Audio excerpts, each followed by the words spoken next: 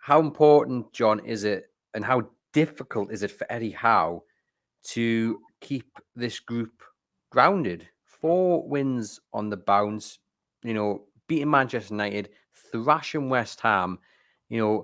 Understandably, they're going to be high as a kite, but Eddie Howe has to keep them grounded, not to rest on the laurels, because, again, a big game coming up against Brentford. How difficult is it for him to do that? I think, well, it's almost second nature to Eddie for a start. That's the type of guy he is. He's quite grounded himself, isn't he? I mean, you never see him a lunatic on the side of the pitch at any game. You don't see him getting sent off like the Fulham manager when Mitrovic was doing his war dance. You don't see that with Eddie, and I think he's been very clever in picking certain type of people within the St James's Park setup when he's signed players. The way they are as people has always come into play. And the only one that might ever have been a prima donna was Maxi, and that's being taken out of him to a great extent. I don't think. I think the players that were already there at Newcastle, um, like Shaw and Joe Linton and Murphy, who've been there a while, can remember the bad old days, and that helps to keep them grounded in this good old days, because the good old days are just one season long.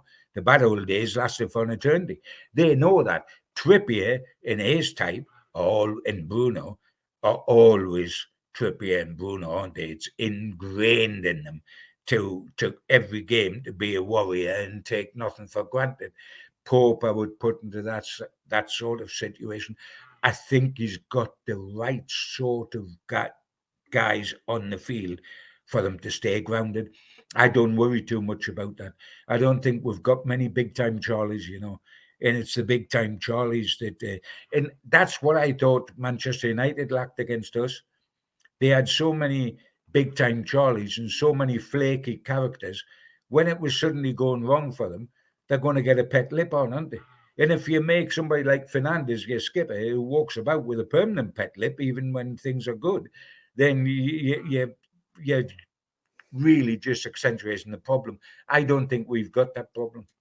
And you can see that as well, when Eddie Howe was asked about Champions League football in his interview after the game against West Ham. He didn't want to answer it. He kept getting pressed, but he wasn't having it. And I think, that shows you that he is concentrating it game by game, and he is grounded. He's not thinking about next season potential nights on the continent. He's thinking about Brentford and then Aston Villa, which is I think definitely the right focus to have.